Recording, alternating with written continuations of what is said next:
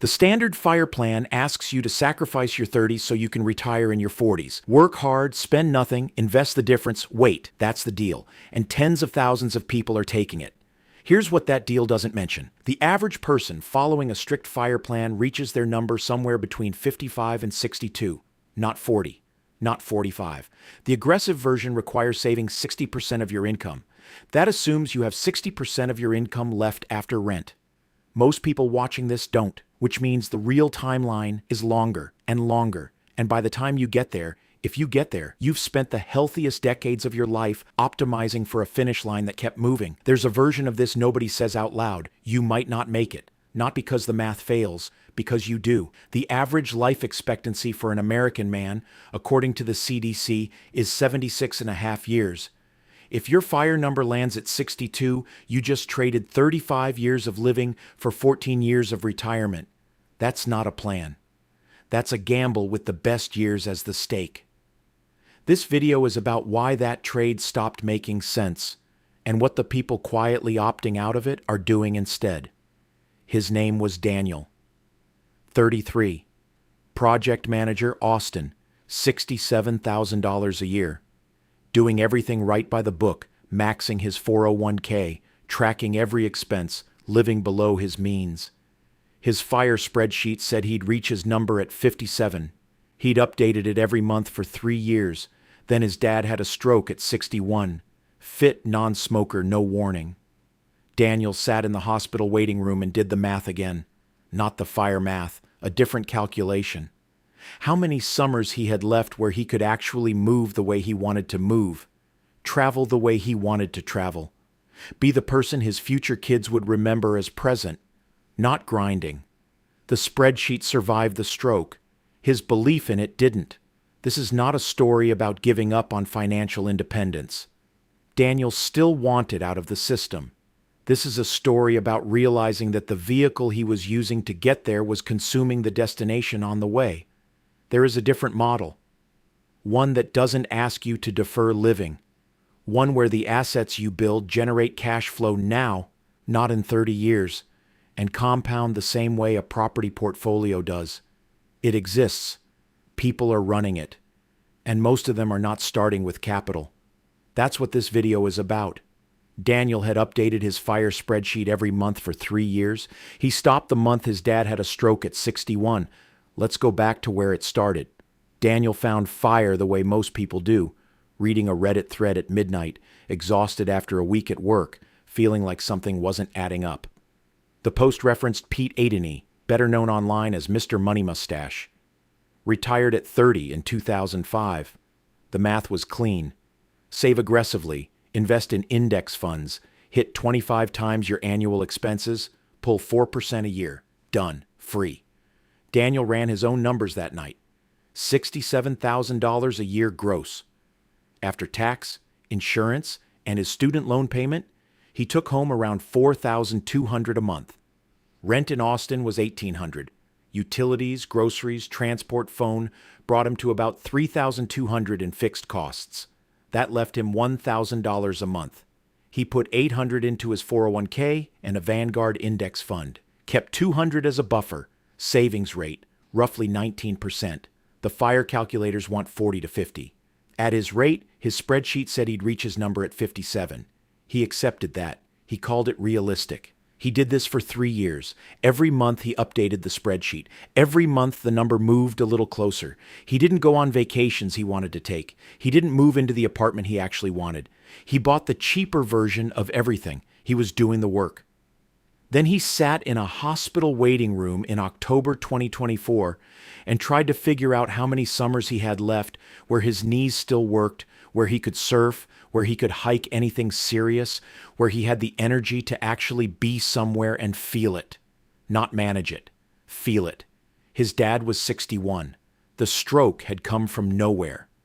2 weeks earlier, he'd been coaching Little League. Daniel did the math. The CDC's most recent data puts average life expectancy for American men at 76 and a half years.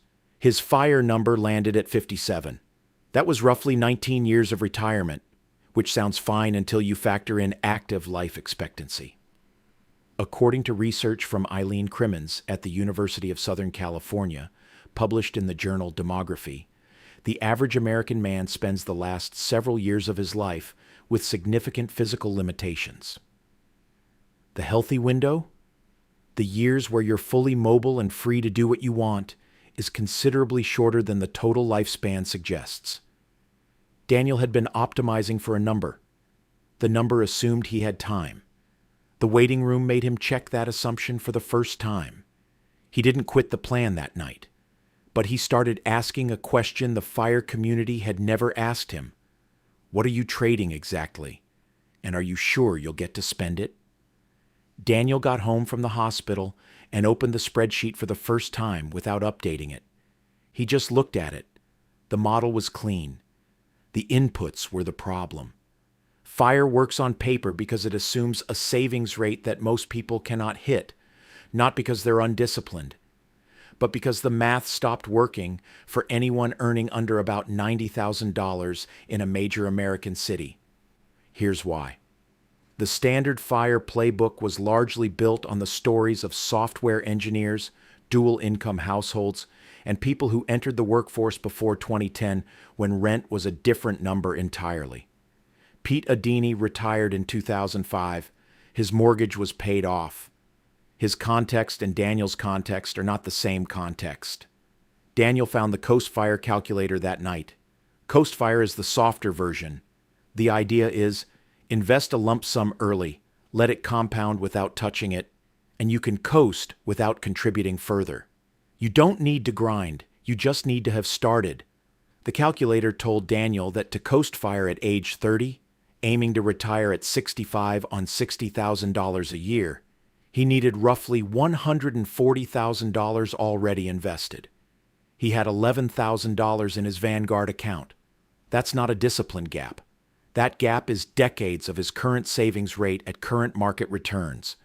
The model doesn't fit. It never fit. And here's the part nobody in the FIRE community talks about. The success stories are real. They're just not representative. According to the Federal Reserve's 2023 survey of consumer finances, the median retirement savings for Americans under 35 is around $18,000. The CoastFIRE model requires 7 to 8 times that as a starting point for someone targeting a modest retirement. Most people aren't behind on FIRE. They were never on the runway. Daniel closed the CoastFIRE tab, not in frustration, with a kind of clarity. He wasn't failing the model. The model had been built for someone else. The problem wasn't his discipline. The problem was the question. FIRE asks, how do I accumulate enough capital to live off the interest? It's a reasonable question if you have capital to accumulate. If you don't, you need a different question entirely. Daniel wasn't the only one. He spent the week after the hospital reading FIRE forums, specifically Reddit's Our Financial Independence, which has over 2 million members and posts daily. He was looking for people who looked like him. What he found instead were 3 patterns that showed up again and again in the threads. The first was the person who did everything right and arrived somewhere they didn't expect. One post, from a 59-year-old who had hit his FIRE number, described spending the first 18 months of his early retirement as the primary caregiver for both of his parents. He'd planned his exit for decades. He hadn't planned for that. His freedom arrived on schedule. His parents' health did not. The second was the person whose coast assumptions didn't hold. A woman who had hit her CoastFIRE target at 32, contributing nothing further as planned, was laid off at 38 and spent 2 years pulling from her investment account just to cover rent. 6 years of compounding gone. The CoastFIRE model requires uninterrupted time. Life does not provide uninterrupted time. The third one hit Daniel hardest. A 35-year-old wrote, "I've been in aggressive savings mode for 9 years. My friends ask what I did in my 20s, and I can't name a single thing I actually enjoyed. Not one." He didn't regret his investment account. He regretted the decade. Each of these people had run the program correctly. FIRE had optimized them toward a number. It had nothing to say about the person running toward it. Daniel wrote something in the margin of the notebook he kept next to his laptop. Fire answers when, it doesn't answer at what cost. That was the caveat the community never surfaced. The model is internally consistent. It just doesn't account for the human running it. 3 weeks after the hospital, Daniel found a thread that had nothing to do with fire. It was in a private community he'd stumbled into through a Twitter link, and the person posting described building income-producing digital assets the way a property investor might describe building a rental portfolio. You find the asset, you set it up, you get it earning, then you go find the next one. Each one pays you monthly. You stack them over time. The income compounds because you're not starting from zero every month. You're adding. Daniel knew the property model. His uncle had 3 rental houses in Phoenix and talked about them the way other people talked about their kids. Proud, specific, always with a story about what went wrong the first time. The first property had sat vacant for 4 months. The second had a tenant who stopped paying in month 3. By the third, he'd learned enough to avoid both problems. He made about $4,200 a month from all 3 combined after expenses. He'd been doing it for 11 years. Daniel had always assumed the barrier was the down payment. The median down payment in Austin in 2024 was around $46,000, according to Realtor.com. He didn't have $46,000. He had $11,000 in a Vanguard account he was not supposed to touch. But the thread wasn't about houses. It was about the same logic applied to digital assets. AI-powered accounts that posted consistently, built audiences, and generated affiliate commissions on the back end. Each one cost far less than a property deposit to stand up. Done right, each one could generate a few $100s a month. Not life-changing alone. Stackable, the same way rental income is stackable. 1 generates $300, 2 generates $600, 5 generates $1,500. The ceiling isn't fixed. The entry cost is. Daniel read the thread twice. Then he spent the next 4 hours going deeper, reading everything he could find on how the model actually worked. Here's the part that landed. The input wasn't capital. It was skill and timing. You didn't need $140,000 invested at 30. You needed to understand the model and get there before it was obvious. Before the edge was priced in. Before everyone knew. It was still early. That was the claim. Daniel was skeptical. He'd been burned by still early before, a crypto play in 2021 that cost him $3,000 and a few months of believing his own excitement. He wasn't going to do that again.